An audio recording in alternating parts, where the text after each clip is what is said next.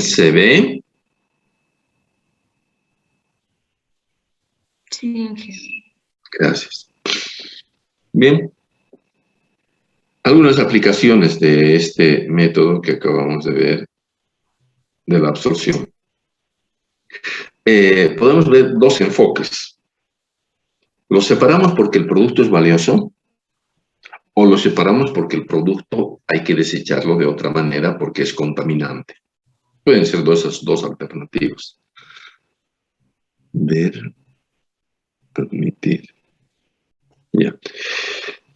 En el primer caso dice recuperar productos de corrientes gaseosas con fines de producción. Ese producto que queremos separar nos sirve para fabricar algo y no lo podemos tener, en este caso, en fase gaseosa.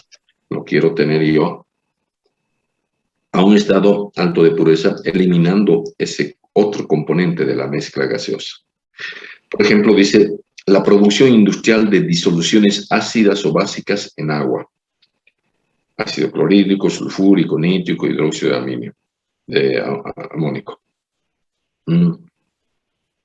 Estos componentes pueden estar dentro de corrientes gaseosas.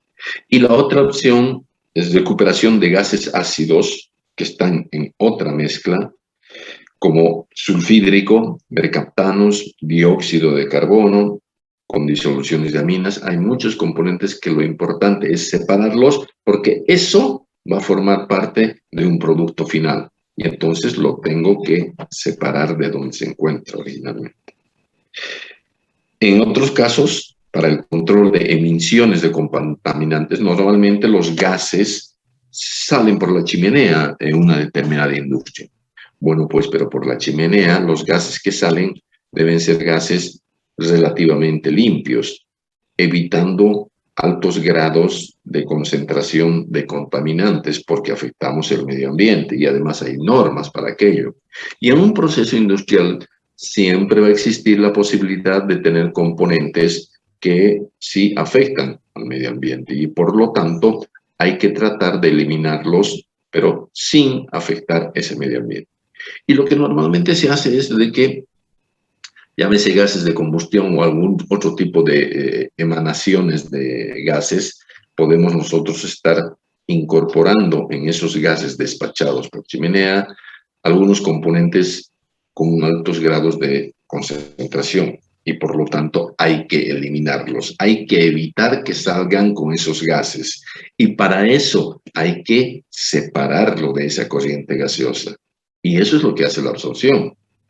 Se incorpora un líquido para separar esos componentes, al menos para reducirle en los grados en un determinado, es decir, nivel en el que sí ya las concentraciones sean inocuas, inofensivas, de manera tal de que no contaminemos el medio ambiente.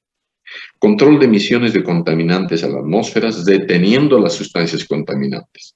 Compuestos de azufre, clorados, fluorados, no podemos enviar a la atmósfera este tipo de componentes. Por ejemplo, eliminación del dióxido de azufre de gases de la combustión. Normalmente salen estos gases con disoluciones acuosas de hidróxido de sodio. Entonces yo con hidróxido de sodio voy a reducir en la mezcla gaseosa la presencia de ese dióxido de azufre que sí es nocivo para el medio ambiente. Eliminación de óxidos de nitrógeno, que también hay que evitar eliminarlos, con disoluciones de agentes oxidantes. Nos están diciendo cuáles son los líquidos absorbentes, pero lo importante es de que hay que evitar que en las, es decir, se emita hacia la atmósfera este tipo de componentes, ¿no es cierto? Óxidos de nitrógeno, dióxido de azufre, etc. Bien, ese sería el otro enfoque que, el otro punto de vista para aplicar este método de separación que es la absorción. Bueno, ya esto es un esquema muy simple de lo que nosotros ya hemos analizado. Generalmente los procesos de absorción se realizan en columnas rellenas, donde obviamente el líquido de ingreso es por la parte superior y la entrada del gas por la parte inferior.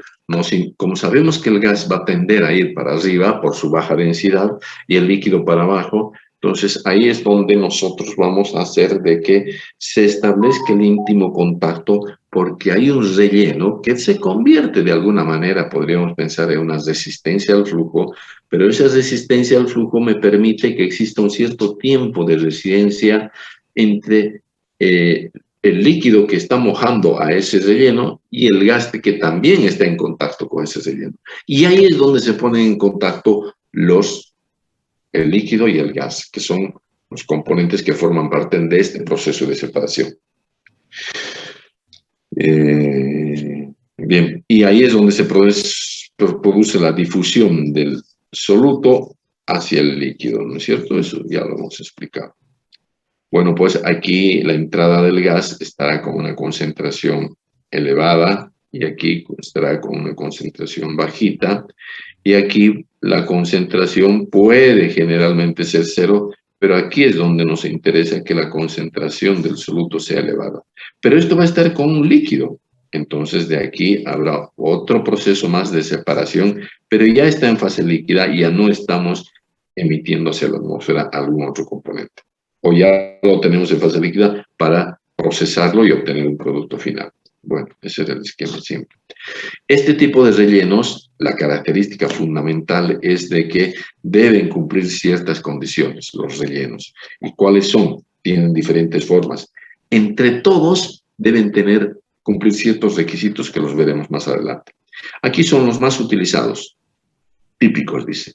Monturas Berl, es una especie de monturita, de silla de montar. Hay otra que también tiene esa forma de montura, montura Intalox, la B. ¿Por qué tienen esas formas?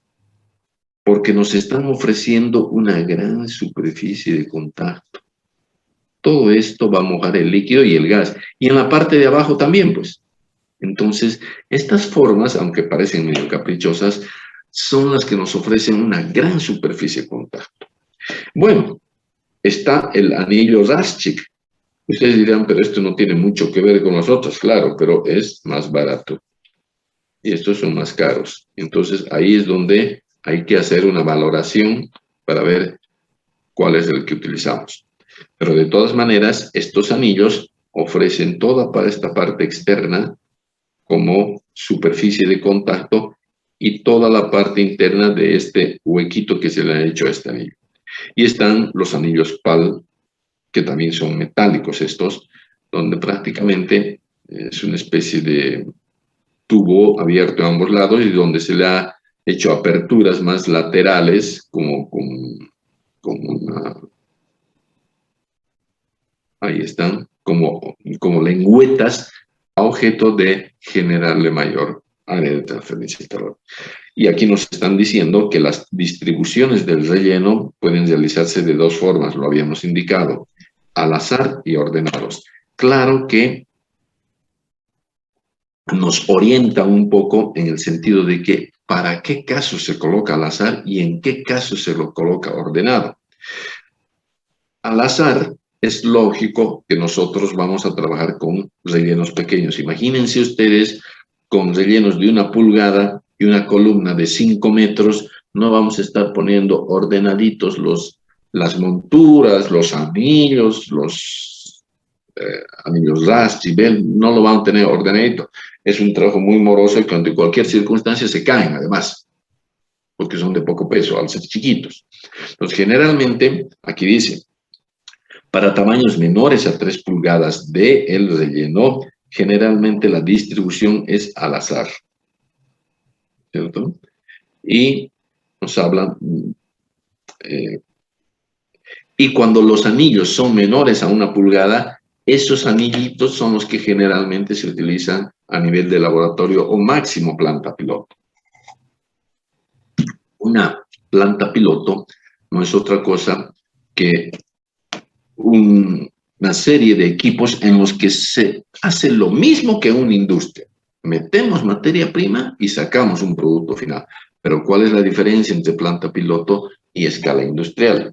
En la planta piloto nosotros manejamos cantidades reducidas de materia prima y manejamos cantidades reducidas de producto final, consecuentemente. Pero lo más importante de la planta piloto es de que En una planta piloto nosotros hacemos el control de todas las posibles variables, porque es ahí donde nosotros vamos a ver cuáles son las variables que intervienen, en qué grado intervienen. Yo puedo establecer muchas modificaciones de ciertas variables a ese nivel para poder después, si es que las modificaciones son beneficiosas para mi producto final, pues entonces las aplicaré a escala industrial. Es como una especie de banco de pruebas previo a llevar esas modificaciones o esas experiencias a nivel de planta piloto, llevarlo a una planta industrial. Entonces, una planta piloto es una instalación, podríamos decir, que tiene condiciones de procesamiento mayores que a nivel de laboratorio. A nivel de laboratorio prácticamente se habla de muestras. En este otro caso no, hay capacidades más o menos significativas, pero no dejan de ser pequeñas. Entonces, un poquito podríamos pensar que el establecimiento de niveles de cantidades de procesamiento de materias primas es nivel de laboratorio, viene la planta piloto, que generalmente está llena de dispositivos de control automático, porque yo quiero saber exactamente cómo es que varían ante cualquier modificación que yo realice alguna variable, cómo afecta esto al producto final. Y entonces es una especie de banco de pruebas. Y todos esos procesos que optimicen, todas esas modificaciones que optimicen procesos, llevan a la planta industrial. Entonces, por esas razones que dice de que los rellenos pequeñitos generalmente se utilizan a nivel de laboratorio o planta piloto.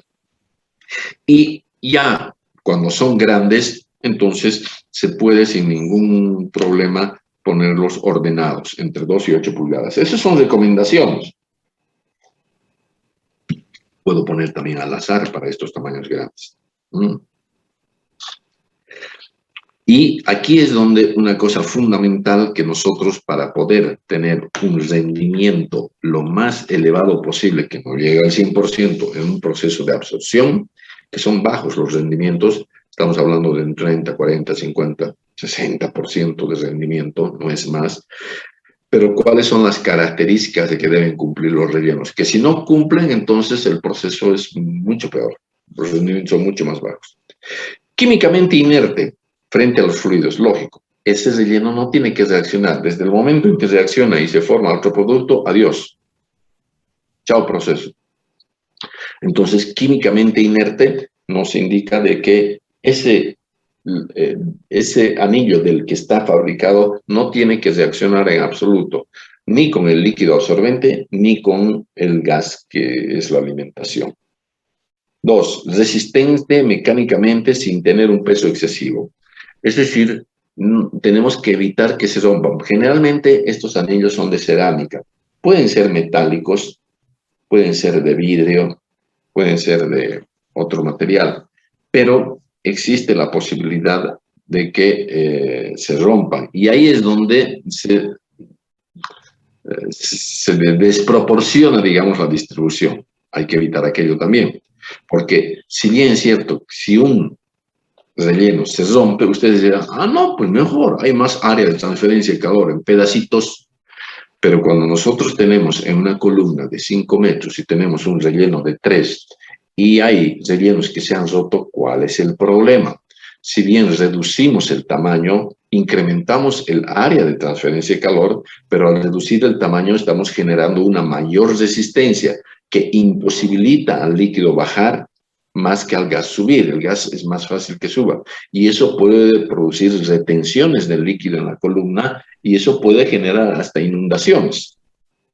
Y cuando son más chiquitos, la presión con la que viene el gas de abajo, que es bastante significativa, porque tiene que vencer al relleno y tiene que vencer al peso del líquido que está bajando. Entonces hay una buena presión de subida.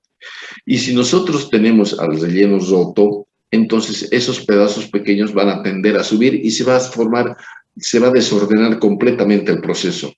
¿Sí? Bueno, entonces, pero dicen, pero tienen que tener resistencia mecánica, evitar que se rompan, pero no por eso los vamos a hacer más pesados. No por tener, o más gruesos, digamos, ¿no? que tenga más, dice resistente mecánicamente sin tener un peso excesivo. ¿Sí? Si yo a un anillo le aumento el peso, difícilmente se va a romper porque lo hago más grueso. Cuanto es más delgadito, más fácil que rompa.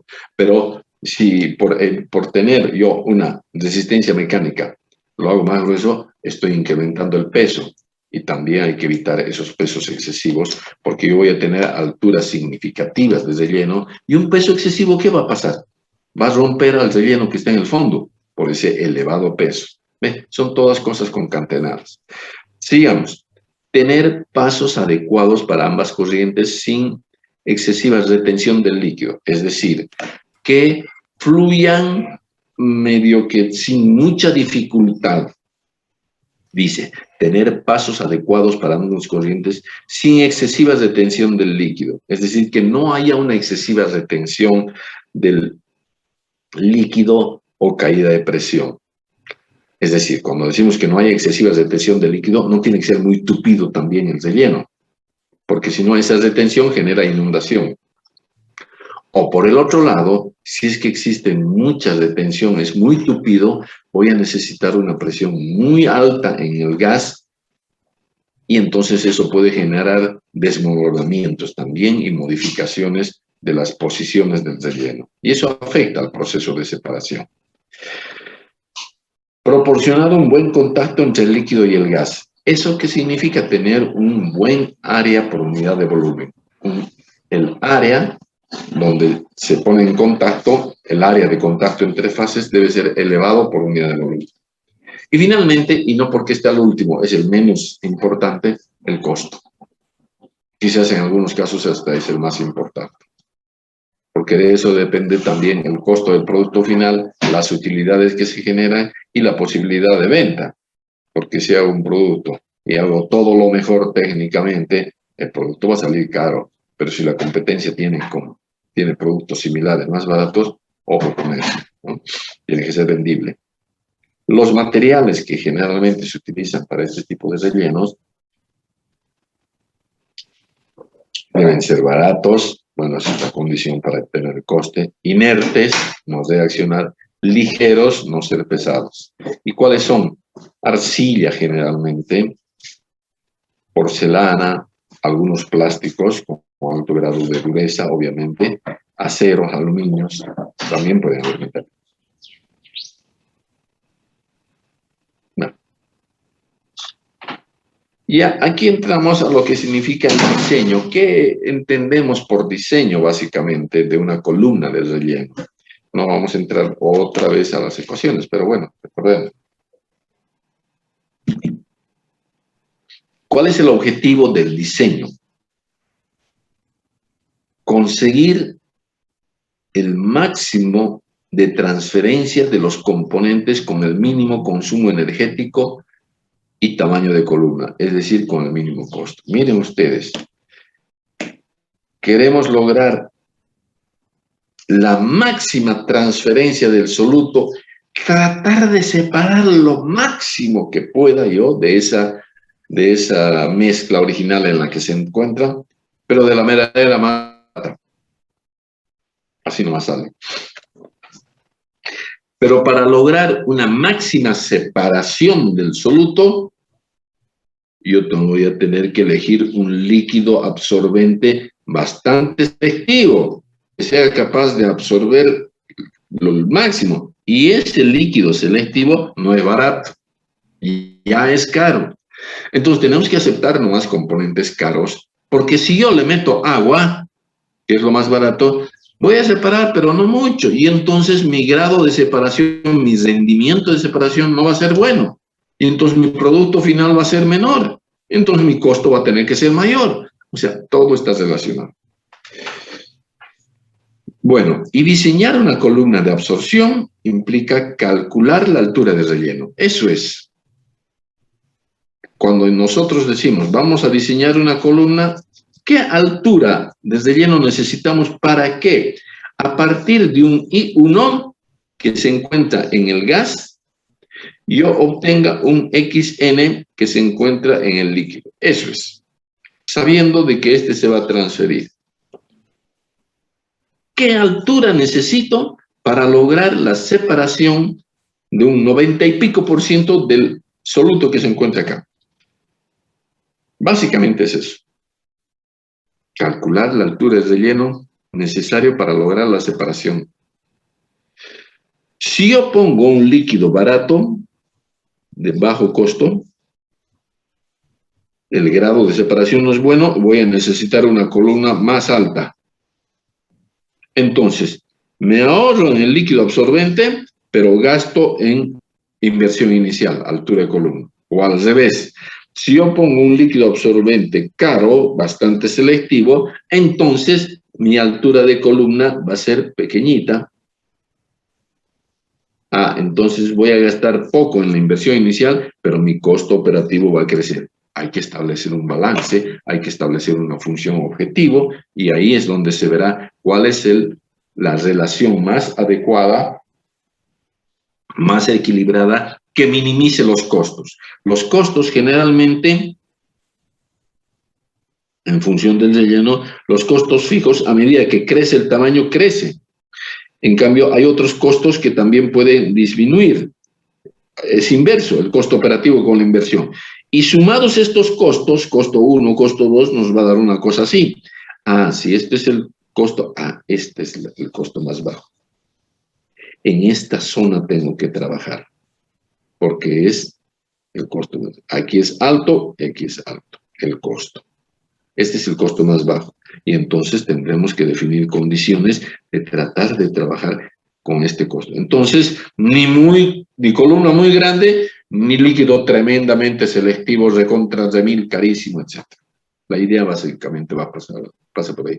Calcular la altura de relleno necesario para lograr separación deseada.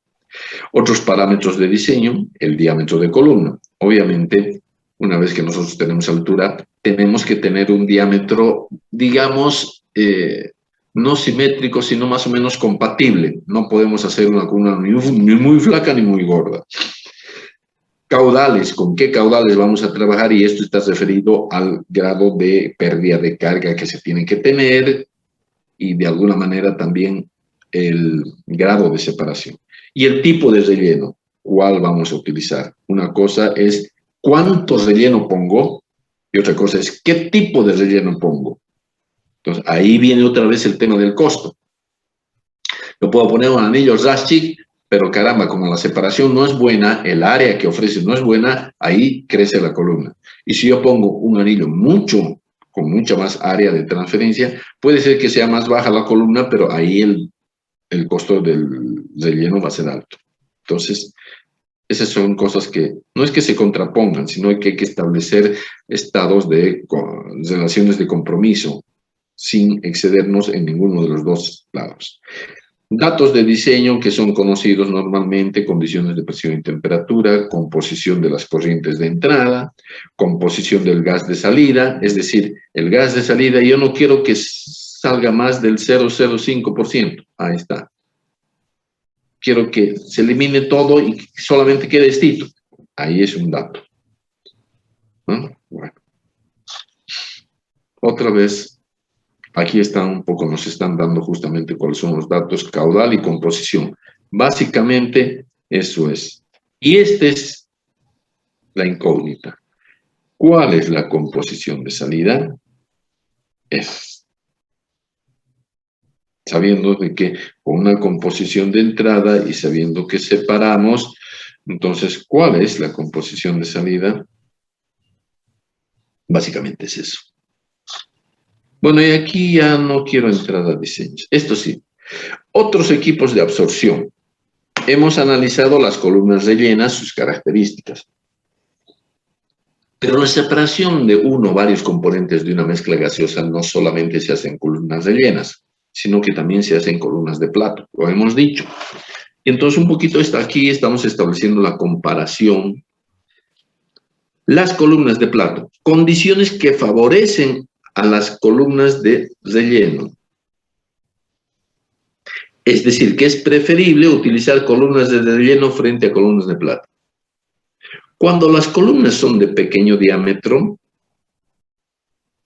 es preferible utilizar columnas de relleno, porque son condiciones que favorecen a las columnas de plato. Entonces, para columnas de pequeño diámetro, no muy gordas, entonces preferible es el relleno. Para sistemas corrosivos es preferible el relleno. ¿Por qué? Porque estos rellenos son químicamente inertes, hemos dicho. En cambio, ya en la columna de platos, normalmente las campanas de borboteo se hacen de material metálico, no cerámico, y ahí puede venir el problema de la corrosión. Entonces, cuando hay problemas de corrosión, que el líquido absorbente o hasta el mismo es corrosivo, entonces es preferible utilizar materiales cerámicos y eso se da en las columnas rellenas. Bajas retenciones de líquido, si el material es térmicamente estable, es decir, bajas retenciones de líquido, es decir, cuando nosotros no necesitamos mucha retención de líquido, ahí es donde es preferible la columna rellena. Y líquidos que forman espuma, porque cuando se pone en contacto un líquido que está bajando, ya sea en una columna de platos o una columna rellena, pero si ese líquido generalmente forma espuma, entonces es preferible una columna de relleno, porque esa espuma de alguna manera se va a absorber en la columna de relleno, se va a redistribuir en el relleno. Aquí está el relleno, el líquido va a formar espuma, pero la espuma va a ser parte de esto. En cambio, si tenemos líquidos que forman espuma y yo lo quiero meter en una columna de platos, ¿cuál es el problema? Que aquí tengo un rebosadero, tubo de bajada, y aquí está el líquido. ¿No ven? Si este líquido forma espuma, entonces la espuma, como la cerveza, va a tender a subir. Y este líquido que está aquí abajo, por la espuma que tiene, va a tender, y con el arrastre del gas que está viniendo de abajo, va a tender a arrastrar a la espuma hacia el plato superior. Y ese líquido ya se encuentra con otra concentración. ¿No es cierto que en cada etapa nosotros modificamos la concentración? Y si yo arrastro espuma que se forma acá, la espuma es liviana. Ojo, a ver, imagínense, un líquido normalmente tiene un peso específico grande y entonces se asienta en el rebosadero. Acá no hay problema. Ahí está el líquido. Listo. Aquí está. Bueno, aquí estaba el tubo de bajada. Y bueno, aquí está el otro tubo, ¿no? Se asienta acá. No hay problema. Pero si yo tengo un líquido que está formando espuma, justamente, bueno, está formando, aparte de el estrato acá se forma espuma, y yo sé que el gas tiene que subir por acá, la presión que ejerce el gas y la espuma es más liviana, entonces va a tender a arrastrar hacia la parte superior, y ahí se produce un problema. Entonces, para líquidos absorbentes que forman espuma, es preferible siempre una columna rellena, porque la espuma en el relleno difícilmente suba, porque tiene resistencia permanente. En cambio, aquí tiene un hueco, no tiene resistencia. Entre plato y plato, la espuma está libre de ascender. En cambio, una columna rellena no va a poder ascender porque ahí está tupidito el relleno que va a romper la espuma. Y cuando se rompe la espuma, ya está. Aquí no hay quien rompa la espuma. Ahí está. Entonces, cuando líquidos forman espuma, es preferible una relleno, debido a que las columnas de relleno la agitación es menor. Bueno, pero eso es lo que ocurre, ¿no? Ahora, ¿qué condiciones favorecen a las columnas de plato frente a las rellenas en un proceso de separación por absorción? Cargas variables de líquido y o vapor. Cuando nosotros tenemos los flujos, las cargas son variables, entonces ahí es más versátil, más manejable, es una columna por etapas que una columna rellena. Porque el relleno mínimamente está ligado justamente a los flujos también. Presiones superiores a la atmosférica. Cuando nosotros requerimos que las condiciones de operación sean mayores que la atmosférica, entonces es preferible una columna de platos. ¿Por qué? Porque esas presiones superiores a la atmosférica, digamos, tenemos que trabajar a 3 atmósferas de presión a la miércoles. Yo tengo que generar 3 atmósferas de presión, mínimamente. Y cuando el fluido está subiendo y tiene que atravesar los orificios del plato, bueno, pues vamos a tener que trabajar con esas presiones, pero no hay mucha resistencia, digamos. En cambio, si es una columna rellena y yo tengo que trabajar a 3 atmósferas, como aquí hay mucha más resistencia, entonces mi presión de ascenso en algunos casos va a tener que ser mayor para trabajar esas 3, porque si no, no va a subir. Y ahí es donde tenemos problemas de excesivas presiones. Y esas presiones excesivas pueden llevar a mover el relleno. Y entonces, si está ordenado, lo desarma. Y en el otro caso puede generar movimientos y las presiones altas generan, acuérdense, cuando la presión es elevada con la que sube el gas, está impidiendo que el líquido baje y por lo tanto cuando se impide que baje el líquido por una presión excesiva de ascenso del gas, ¿qué va a pasar? Se va a inundar la columna, el líquido no puede bajar, se va a quedar ahí y como siempre está entrando el líquido por arriba, se va a inundar la columna. Ahí está el problema. Entonces, presiones superiores a la atmosférica es preferible una columna de platos que una columna rellena porque generalmente la consecuencia es la inundación. Bajas velocidades de líquido, es preferible una columna de platos, una columna rellena. Gran número de etapas. Cuando se requiere un elevado número de etapas, que paralelamente implicaría una elevada altura de relleno, ahí es donde ya empieza a flaquear la columna rellena. Cuando las columnas son muy altas, hacer un relleno demasiado alto genera una necesidad de presión de ascenso del gas muy elevada y que ya se hace prohibitivo. Las columnas rellenas generalmente están diseñadas para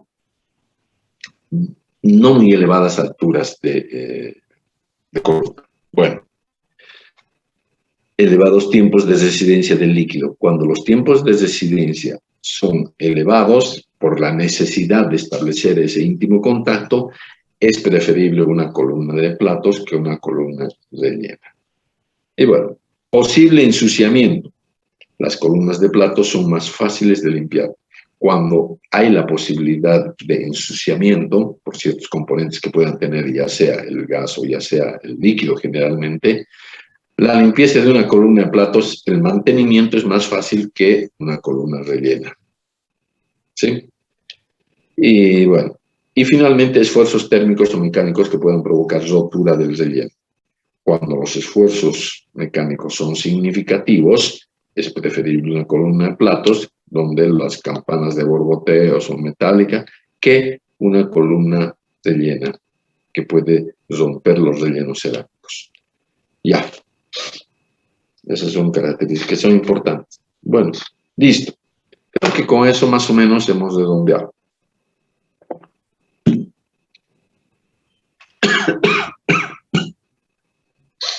Perdón. 2 minutitos y entramos a lo que es extracción. Permítanme. Relájense ustedes, párense también. Nosotros vivimos sentados ahora con este tema. 2 minutitos de break, chicos, chicas.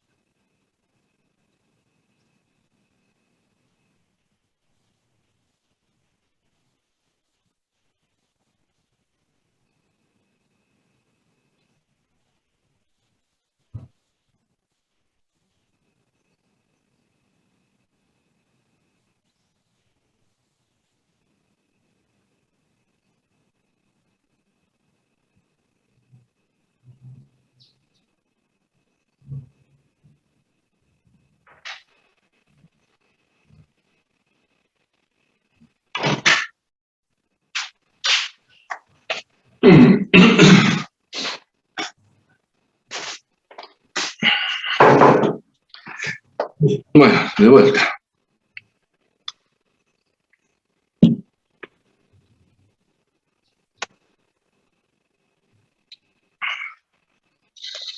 Vamos a salir de acá.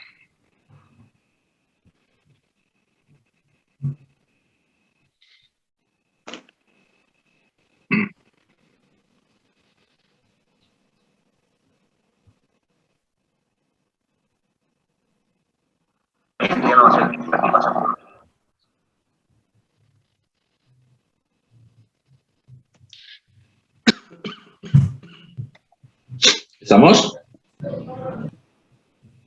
Sí,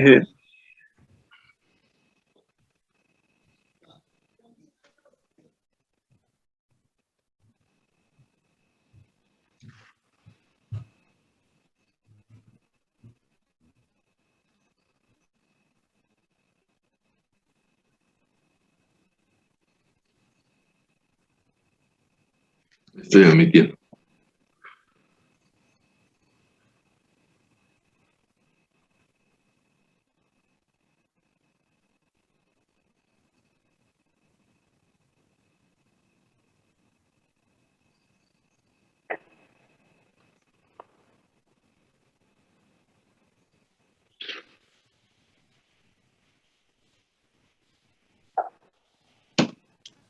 Bien.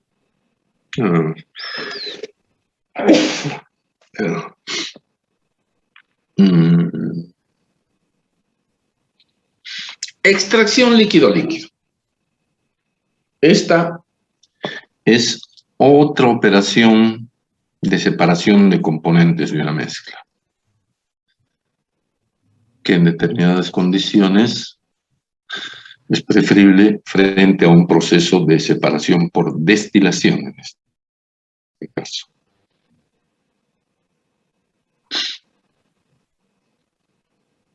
A ver.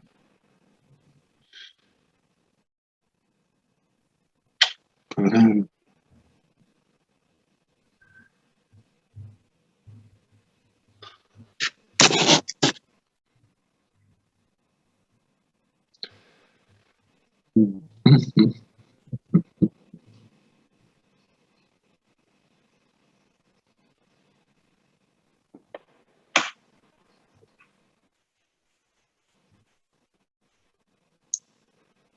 Bien, a ver.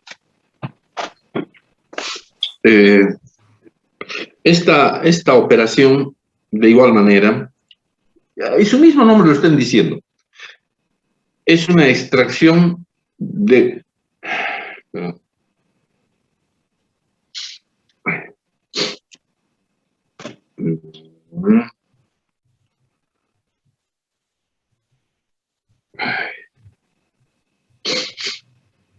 Espérame un segundito. No quiero...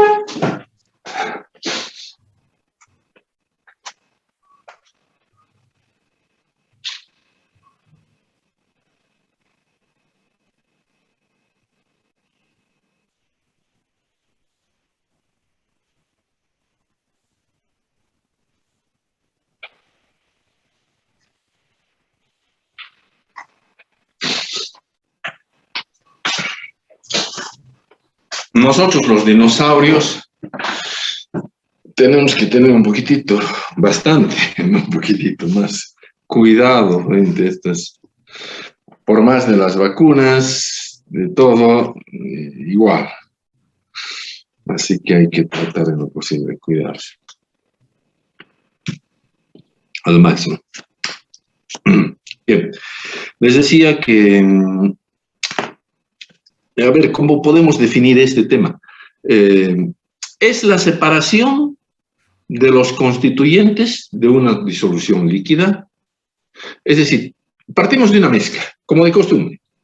Esa mezcla tiene uno o varios componentes que yo los quiero separar y otros que no los quiero que se separen, que se queden nomás ahí en esa mezcla. Como en los otros casos, vamos a particularizar el análisis a que esa mezcla sea una mezcla binaria, donde un componente que normalmente le llamamos soluto, queremos separarlo.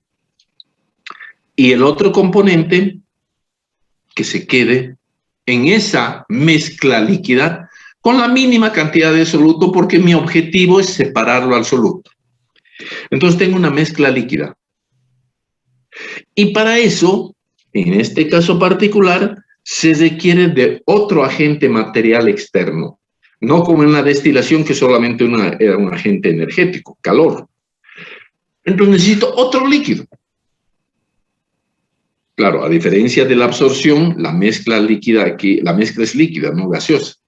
Entonces, ese otro líquido tiene que ser capaz de extraer, empleemos la palabra ahora extraer, ya no es absorber, de extraer selectivamente al soluto y no así al otro componente. No les demos nombres todavía, solamente identifiquemos al soluto. Esa es la idea. Y ustedes se van a volver a preguntar como en absorción. Pero ¿y cuál es la ventaja? Inicialmente el soluto en absorción estaba en el gas y después está en el líquido. Ojo, cuando esté en el líquido, después hay que proceder a recuperar al líquido absorbente, que lo tengo que volver a utilizar, y ahí vendrá un proceso de evaporación, vendrá un proceso de destilación, etc. De igual manera acá, cuando yo logro extraer el soluto de la mezcla original, lo voy a tener al soluto en el otro líquido, en el líquido extractor. Y eso no termina ahí. Tengo que separarlo tengo que tratar de hacer que el soluto esté puro. Y eso requiere también un proceso de destilación, de evaporación, de salinificación. Entonces usted se pregunta, entonces, ¿para qué si igualito vamos a emplear la destilación? Después, ocurre que la destilación como método de separación de esta mezcla líquida no la podemos utilizar a la mezcla líquida original, porque generalmente esa mezcla líquida original puede ser termosensible, puede ser de que esté limitada en que nosotros trabajemos a altas temperaturas, y ojo, en la destilación hay que llegar a la evaporación. ¿Ve? Entonces, hay varias razones que las vamos a analizar más antes, pero esta es la más visible, podríamos decir. Entonces, hay varias etapas en el proceso de extracción. Primero, el íntimo contacto del líquido extractor con la mezcla original, porque otra vez, para lograr que el líquido extractor separe el soluto, tiene que haber un íntimo contacto. Y ese íntimo contacto ya sabemos cómo más o menos se puede lograr. Columnas rellenas o columnas por etapas, generalmente por etapas. O hay otros equipos acá en extracción. Porque lo que se va a aprovechar, en realidad, una vez de que el líquido extractor separa al soluto, en realidad no es como en la absorción, que por ejemplo cuando nosotros tenemos la mezcla aire-amoníaco, por un lado, ¿no ve? Y por el otro lado teníamos agua. Decíamos que el amoníaco es absorbido por el agua, pero el aire ni por asomo pasaba a la fase líquida, y el agua ni por asomo pasaba a la fase gaseosa. Entonces, el único que se movía ahí era el soluto. En cambio acá hay un tema. Inicialmente, la mezcla original, que ya de entrada le podemos llamar alimentación, si quieren, está el soluto en un diluyente, que es el que se encuentra en mayor proporción en la mezcla. Está cómodo, es una disolución homogénea. Y el líquido con el que yo voy a poder extraer al soluto tiene que ser selectivo, capaz de extraer al soluto, etc. Y lo vamos a llamar disolvente. Es un líquido selectivo. Pero el problema generalmente que se presenta es que si bien va a extraer el soluto, no existe una inmisibilidad total entre el diluyente de la mezcla y el disolvente que yo utilizo. Lamentablemente, ambos tienen más o menos las mismas características hacia el soluto. A la miércoles. Entonces, ¿qué va a pasar? Yo con el líquido extractor voy a separar al soluto, pero voy a arrastrar diluyente. A la mierda. Entonces, yo voy a tener solvente, soluto y algo de diluyente. Y la alimentación, inicialmente, se va a ver liberada de soluto. Va a reducir la cantidad de soluto porque lo estoy extrayendo. La cantidad de diluyente va a ser menor porque alguito se ha pasado al líquido extractor. Y encima, el líquido extractor, al no ser totalmente inmiscible, al tener una cierta miscibilidad con el diluyente, también se va a quedar algo en la mezcla original, de manera tal de que la mezcla original va a tener los tres componentes, los dos iniciales y algo de solvente.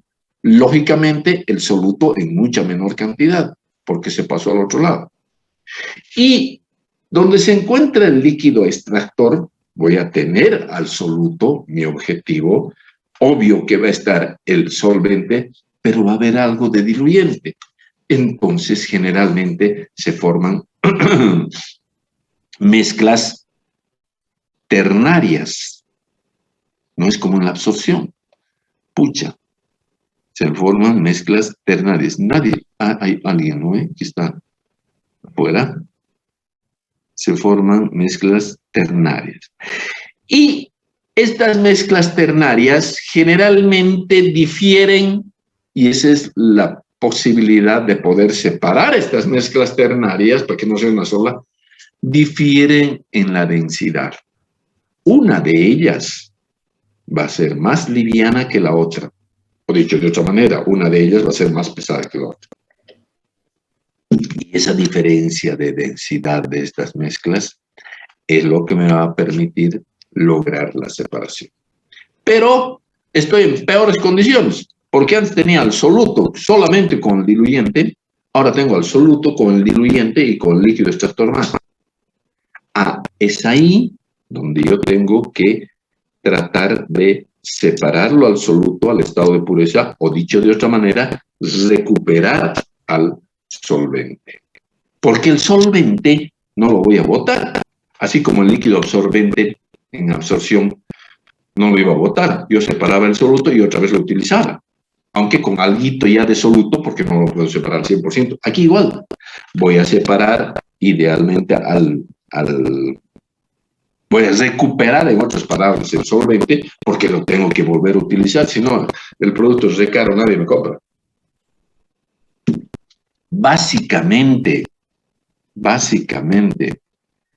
esa es una forma de poder explicar este proceso de extracción. Ay, ay, ay. No sé qué he hecho.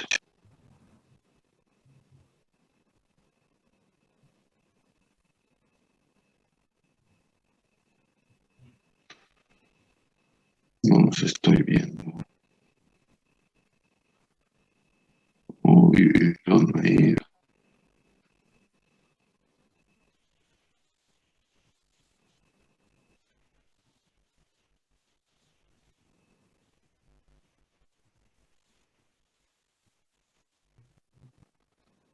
Pucha, aquí tengo unas ventanas que no se me quieren cerrar y no los estoy viendo. Ve. Bueno.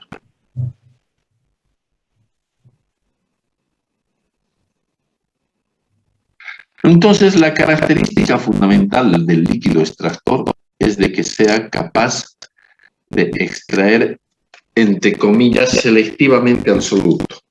Pero ahí también el tema, la propiedad que se aprovecha es la solubilidad del soluto en el diluyente inicial o en el líquido extractor. tiene que haber una gran afinidad hacia el líquido extractor, mayor que la que tiene con el diluyente, porque si no se queda con el diluyente, si no le atrae mucho al líquido extractor, bueno, me quedo con él, total, lo conozco, tiene sus defectos, pero me quedo con él. En cambio, el líquido extractor tiene que ser más atractivo, tiene que tener mejores condiciones para que el soluto pase desde la mezcla original hacia el líquido extractor. Y ahí es donde empieza a surgir, ¿y hasta cuándo va a pasar el soluto? Otra vez el mismo concepto. Si estamos manejando operaciones de separación, tiene que ser el mismo concepto. ¿Hasta cuándo va a pasar el soluto hacia el líquido extractor? ¿Cuál va a ser la condición límite a partir de la cual ya no puede pasar más soluto? Ustedes lo saben. ¿Hasta?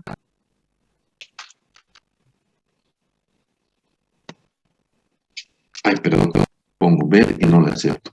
¿Hasta cuándo?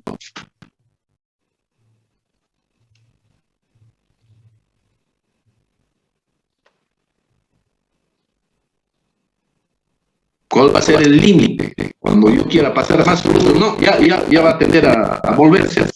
¿Qué condición es esa?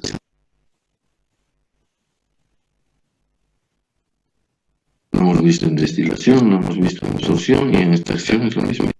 ¿Cuál es la condición de separación?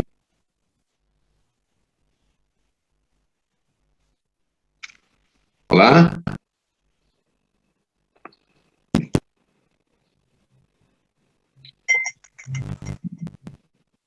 ¿Hay alguien ahí? El soluto va a empezar a pasar desde la mezcla hacia el líquido extractor. ¿Pero hasta cuándo va a pasar? Hasta llegar al equilibrio. Hasta llegar al equilibrio. Esa es la condición ideal. Porque a partir de ahí, si quiere pasar más, no va a poder, más bien va a tender a volverse. Entonces, vamos a empezar siempre a hablar de una condición ideal. Y por lo tanto, otra vez tenemos que trabajar con el equilibrio. Y aquí es donde justamente surge el concepto del coeficiente de reparto.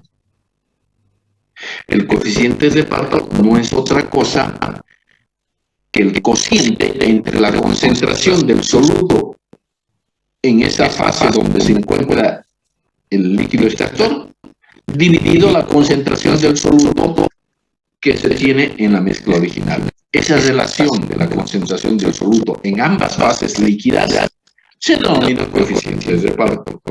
Y eso es lo que nos va a dar idea del equilibrio que nosotros vamos a establecer. Y ese coeficiente de reparto, obvio que depende de quién es el soluto, quién es el diluyente donde se encuentra el soluto y quién es el líquido extractor. Entonces buscaremos el equilibrio para esos fluidos específicos y tendremos un equilibrio que lo podremos representar también en un diagrama de equilibrio.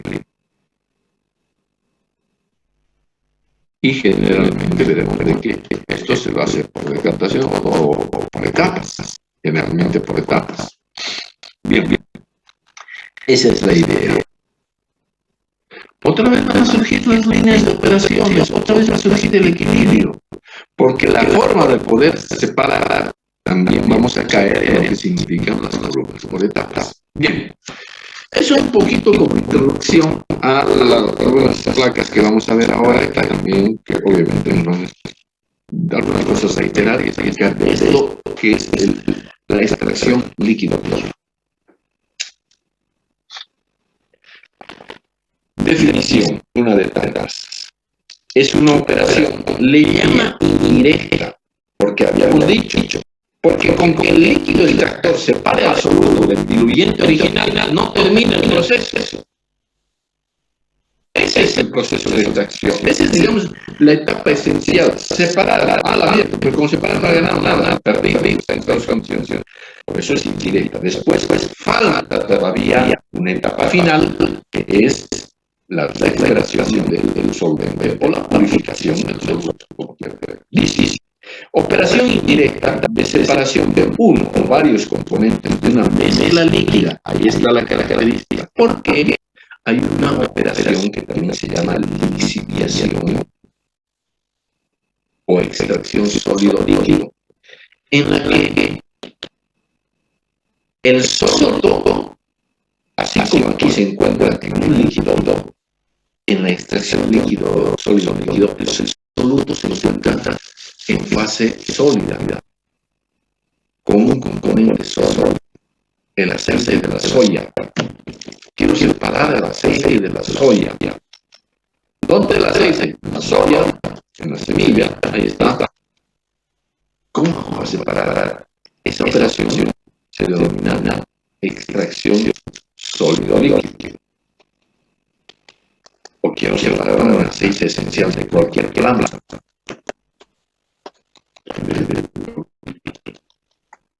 ¿Cómo hago para separar el aceite del eucalipto, del romero, de cualquier planta? Inicialmente, eso que quiero separar está en fase sólida y tendré que recurrir a un líquido extractor, cosa de que se separe a ese aceite.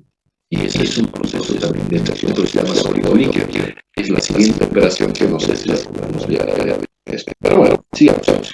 No termino de ver definición. Operación indirecta de separación de uno o varios componentes de una mezcla líquida mediante un disolvente inmiscible. Ese es el deseo.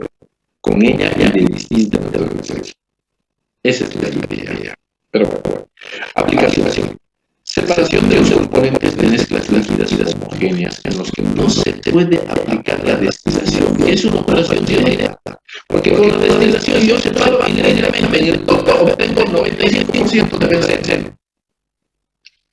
Por decir algo. Ya está. Ahí se termina el proceso de almacenamiento. En cambio aquí no. Por algunas de las siguientes razones, ¿por qué tenemos que utilizar la extracción y no así la destilación, que es una operación más directa, más barata, consecuentemente? Bien, cuando los componentes son de baja probabilidad, cuando es difícil que pasen de fase de vapor a la mierda, cuando es difícil que pase de fase de vapor, es que sus temperaturas de ebullición son muy altas. Y cuando yo quiero llegar a esas temperaturas muy altas para pasar a la fase de vapor, ahí ya tenemos el problema de una termosensibilidad que puede descomponerse. ¿Por qué? Porque sus volatilidades son más bajas. Ahí estamos también. Dice, componentes de baja volatilidad o volatilidad relativa cercana a la unidad. Cuando nosotros tenemos una volatilidad relativa cercana a la unidad, sí, podemos aplicar destilación. Sí, ¿cuántas etapas son? 350 etapas. ¿Y cuánto altura de unos 570 metros? Entonces, ahí no podemos llegar a esas emisiones. Entonces, para evitar eso, se refiere la extracción. Para sustancias con punto de ebullición elevado, estamos un poco hablando del mismo principio. Para mezclas las minas, para sustancias sensibles al calor, que no puede hacer una descomposición o reacción química. Y cuando hay formación de extracción, pues también es preferible esta extracción. Bien. Diferencia con la destilación, y esto es lo que puedo decir aquí a nosotros, porque no causa destilación. ¿Cuál fue la diferencia? La extracción líquido se aplica a la separación de moléculas de distintos tipos químicos. Nosotros habíamos indicado de que son químicamente semejantes en ciertos tipos de destilación. Aquí no es necesario aquello. La destilación se aplica a la separación de moléculas de diferente tamaño, pero de los mismos tipos químicos. Bueno. Ahí es donde surge el tema de la deficiencia de la aplicaciones más destacadas de la extracción frente a la destilación. Refinación de aceites lubricantes. Refinación de aceites comestibles. Olives, etc. Todos esos procesos son procesos de extracción. Obtención de ácido amínico. Extracción del fenol a partir de frutos y transformación de derivados de carbono. Obtención de etanol y de puros. Lo mismo que hacer la destilación, pero bueno, en estos casos se deben tener segmentos conservados a partir de fenómenos de como purificación de la penicilina y antibióticos en general, es preferible estos procesos de extracción. Extracción de líquidos en los procesos inflamatorios para transferir nutrientes especiales. Entonces, tiene bastantes aplicaciones. clase. Ya un poco lo hemos tratado y ya lo veamos. Paso uno, voy a etapa 1, fase 1 del proceso. Etapa 1. Poner en contacto una visibilidad, que es la mezcla de la que se desea separar uno de sus componentes que es un disolvente adecuado. ¿Y cómo hacemos para poner en contacto? Hay que recurrir a la número de etapas. O hay que recurrir a un otro tipo de organización. O incluso a una rellena. Hay que recurrir a cualquier de esas. El mínimo contacto. Esas son las formas que funcionan establecer el mínimo contacto. Bueno.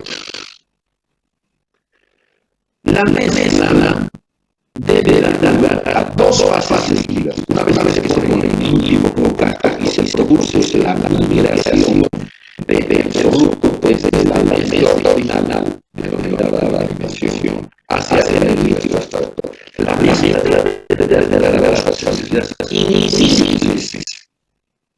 Básicamente, este tema de la incisividad, no quisiéramos confundirnos. No hay una incisividad. Puede haber incisividad de algunas muchas de controlar muy larga, entonces su uso es muy limitado. Pero la incisividad de la placa es de que una vez que se separa el producto, ahí sí se forman más fases. Esas sí que no se acumulan. Una fase que se denomina refrenado y la fase que se denomina extract. ¿En qué se diferencian estas fases que son, o podemos decir, que no se mezclan además de estar mezcladas ya los componentes en la diferencia de la densidad? Una es más liviana y la otra es más pesada. Listo. Insisto que hay dos formas de manejar este modelo de la incisividad. Uno, que el líquido sea incisible con el diluyente, muy difícil. Pero una vez que se forman el segundo va a seguir a la mezcla final y encima va a haber algo de líquido extracto. Y el segundo sobre todo va a estar en donde está el líquido extracto y encima va a haber algo de diluido original. Entonces, lo que dice acá, la mezcla se debe dar la fase de una reina funcional que se va a llevar a la máquina y otra reina acá que son seguro que se va a llevar a la mezcla. Es como que nosotros pues que desde aquí vamos a hacer el segundo por ser soluble en ambas fases se separará entre el medio y el socio de pega. Igual que así hace. Es lo que decimos, es como decir, a ver, pongamos en esto. Esto es mezcla original. Y le vamos a dar la mezcla